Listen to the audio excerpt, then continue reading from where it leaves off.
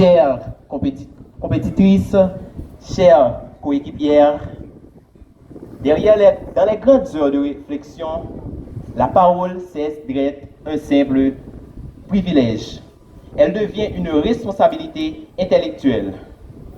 Permettez donc à celui qui se tient devant vous de se présenter.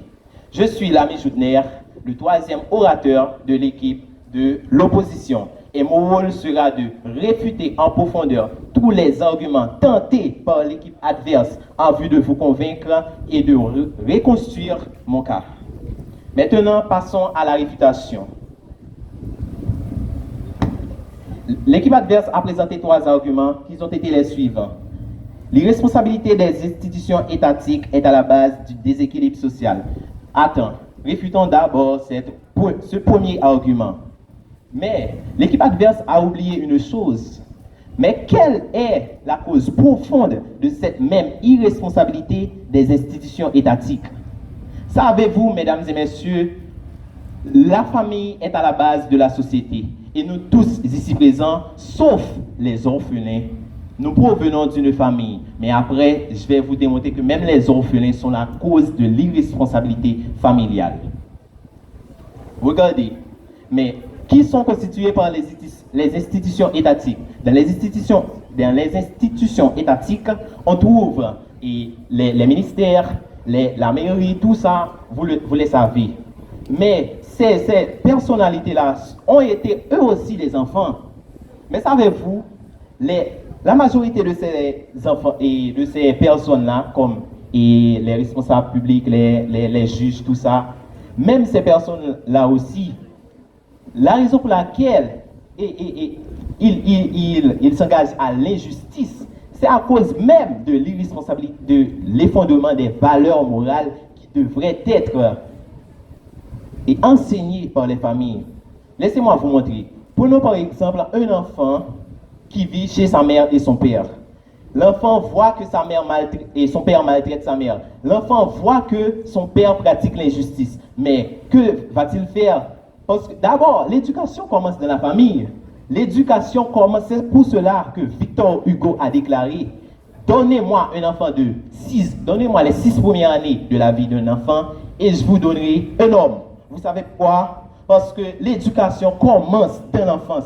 Il y a des choses, lorsque vous les inculquez dans la tête de vos enfants, dès leur enfance, ça va rester durablement. C'est pour cela que la Bible même a déclaré: instruis l'enfant selon la voie qu'il doit suivre, et quand il sera vieux, il ne s'en détournera point. L'équipe adverse a avancé aussi comme deuxième argument: le chômage massif pousse les jeunes vers les alternatives dangereuses. Mais cet argument est illogique, elle est irraisonnée.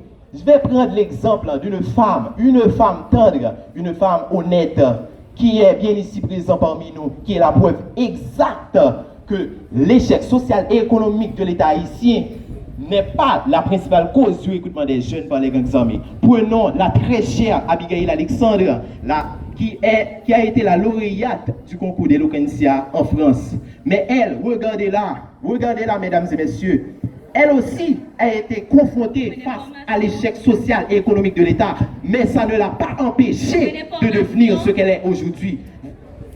L'échec social et économique ne peut pas définir le choix de jeunes. Attendez. Non, l'échec social et économique de l'État ne définit pas le choix des jeunes. Mais prenons par exemple les personnalités comme M. Valérie Numa, M. Polo, M. Auriol. Ces personnalités, eux aussi, ont été confrontées à l'échec social et économique de l'État. Mais cela n'a pas pour autant les introduit dans le système banditisme. Mais au contraire, ils ont utilisé cet échec pour la transformer en réussite. C'est pour cela que vous pouvez voir ces gens de personnes-là. Auriol, il constitue des manquettes, mais lui aussi a été confronté à l'échec. Donc c'est la cause parfaite qui nous prouve que l'échec social et économique de l'État ne définit pas l'avenir de notre jeunesse. Passons au troisième argument. Les gangs offrent ce que l'État ne peut... Attendez, mesdames, attendez. Les gangs offrent ce que l'État ne peut pas offrir. Mais quoi? Qu'est-ce que l'État ne peut pas offrir et que les gangs ont offert? Peut-être l'argent, mais... Ok, peut-être l'argent, l'éducation. Ok, comme ils défendaient l'éducation, les jeunes offrent aux gangs et aux jeunes l'éducation. Mais qu'est-ce que l'État n'a pas offert? Oui, Certes, l'argent, il gagne de l'argent, mais ce n'est pas au rôle de l'État. D'ailleurs, je sais que j'ai affaire à une génération d'engagés. Je ne crois pas que cette génération attend l'argent de l'État pour se développer. Au contraire, je sais que je suis dans la présence d'une génération cultivée qui ne se base pas sur l'échec de l'État, mais au contraire, qui va travailler pour défendre notre pays. Des questions? Vous dites que la famille est responsable de l'éducation des enfants. Là, je suis d'accord avec vous. Mais qui est responsable de l'éducation de cette famille elle-même? N'est-ce pas l'État qui est responsable de la formation de cette famille-là? Mesdames et messieurs, d'ailleurs, j'ai bien défini, mais d'où vient l'État? L'État aussi vient d'une famille. D'ailleurs, la famille, c'est la base de la société.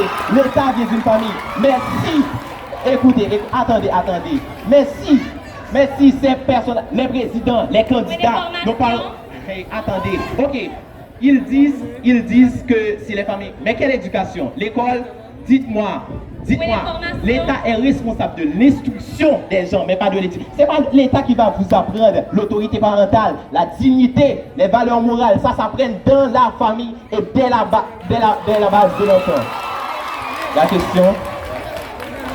Est-ce que l'État n'est pas responsable de la formation des jeunes? Mais selon la Constitution de 1987 amendée, celle en vigueur, il stipule que l'État est responsable de la formation des jeunes. Donc, êtes-vous en train de contredire la Constitution en vigueur en Haïti?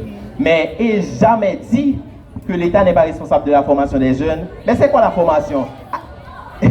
Mais c'est quoi la formation avant tout? La formation, est-ce que, ok, dites-moi, 1 plus 1 donne de ça, ce sont les mathématiques, mais est-ce que ces choses-là vont vous empêcher à ne pas entrer dans le banditisme? L'école vous enseigne à devenir des savants, des intellectuels, mais ce n'est pas l'école qui va vous empêcher de ne pas aller dans le banditisme. C'est pour cela que vous pouvez voir des gens qui sont des savants, qui sont des intellos, mais qui commettent des injustices, comme le cas de nos sénateurs, de nos ministres. L'État est responsable de l'instruction, mais l'instruction ne définit pas l'éducation pour autant.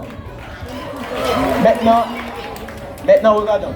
Notre équipe a présenté 4 arguments qui ont été les suivants. Privés d'un encadrement familial, les jeunes font davantage de mauvais choix. Et l'effondrement familial encourage la quête du gain facile offerte par les grandes armées. Le manque d'encadrement dès le bas âge crée une vulnérabilité. Et enfin, les failles de l'éducation familiale sont le moteur principal du recrutement des jeunes par les gangs armés. Vous, familles ici présents, vous parents, suivez vos enfants, éduquez-les. Parce qu'une personne éduquée ne va pas se permettre, à cause de l'échec social et économique de l'État, de prendre les armes pour tuer ses prochains, pour tuer les autres. Parce que avant tout, la vie passe avant tout. Génération 2000, défendez votre avenir. Merci.